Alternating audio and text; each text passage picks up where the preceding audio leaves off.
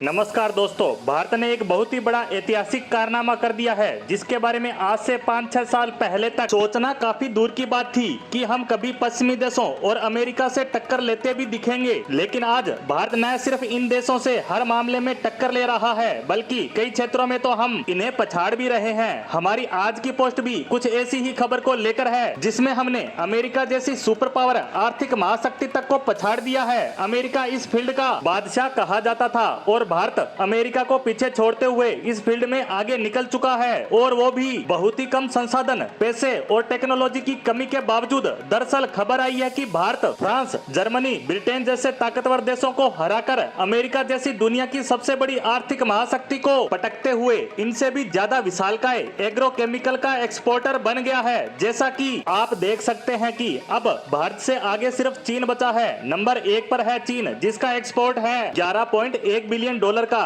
वहीं दूसरे नंबर पर है भारत जिसने पिछले एक साल में 5.5 अरब डॉलर के एक्सपोर्ट किए। वहीं अमेरिका 5.4 बिलियन डॉलर के साथ तीसरे नंबर पर है। चौथे नंबर पर 4.1 अरब डॉलर के साथ फ्रांस और 5वें नंबर पर जर्मनी 3.9 अरब डॉलर के साथ बने हुए हैं। अब आप सोच रहे होंगे कि चलो हम आगे तो निकल गए, लेकिन ये एग्रो केमिकल आखिर भला क्या है? तो मैं आपको बता दूं कि किसानों द्वारा खेतों में जो केमिकल काम में लिए जाते हैं, जो दवाइयां और फर्टिलाइजर फसलों की पैदावार बढ़ाने और रोगों की मुक्ति के लिए इस्तेमाल करते हैं, उन्हें ही एग्रो केमिकल कहा जाता है। और अब भारत इनका इतना ज्यादा एक्सपोर्ट कर रहा है कि हम पूरी दुनिया में दूसरे नंबर पर आ गए हैं। यकीन मानिए, भारत के लिए यह उपलब्धि बहुत ही महत्वपूर्ण है। इसका कारण है पिछली कई सदियां या कहें तो पिछले 100 सालों से पश्चिमी देश और अमेरिका इस क्षेत्र के बेताज बादशाह हुआ करते थे। चीन तो कुछ साल पहले ही इस लिस्ट में शामिल हुआ है। जर्मनी, फ्रांस, ब्रिटेन और अमेरिका जैसे देश टॉप 5 में राज किया करते थे, और भारत जैसा देश कभी इसमें शामिल होने के सपने तक नहीं लेता था, क्योंकि इसके पीछे 2 कारण थे। पहला तो ये कि हमारे देश में खेती बाड़ी बड़े लेवल पर होती है, इस कारण हमारे एग्रो केमिकल की ज्यादातर खपत हमारे देश में ही हो जाती है,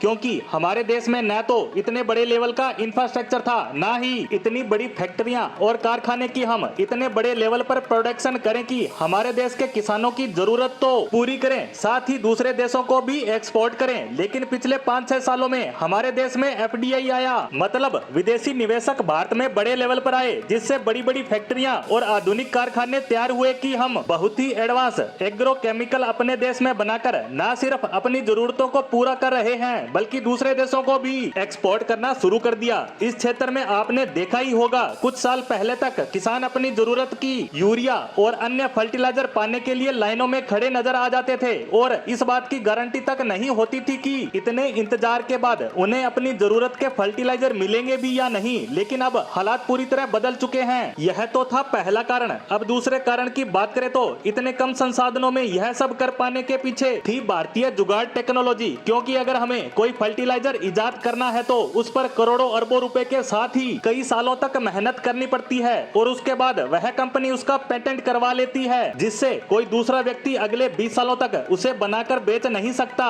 लेकिन 20 साल पूरे होने के बाद उसे कोई भी बनाकर बेच सकता है, और भारत के पास न ही इतना समय था और न ही इतने पैसे और न ही इतने संसाधन। तो भारत ने यही जुगाड़ टेक्नोलॉजी लगाई और इन्हीं केमिकल्स का बड़े लेवल पर प्रोडक्शन करना शुरू कर दिया, जिनके पेटेंट एक्सपायर हो चुके थे। साथ ही यह दूसरे देशों के मुकाबले काफी ज्यादा सस्ते भी थे, क्योंकि इनकी रिसर्च पर न कोई पैसा लगाया गया न ही समय गवाया गया। इसके अलावा भारतीय कंपनियों ने ऐसे फार्मूले टारगेट किए जिन पर कम समय और पैसा लगता हो, और उनका पेटेंट भी करवा लिया, जिसका फायदा भी हमें मिलने लगा। यानी भारत ने सस्ता और इफेक्टिव फार्मूला अपनाया कि हम दूसरे देशों को टक्कर देने में कामयाब हुए। इसी के साथ भारत के एग्रो केमिकल्स पर हमारी आज की पोस्ट को यहीं समाप्त करते हैं। धन्यवाद।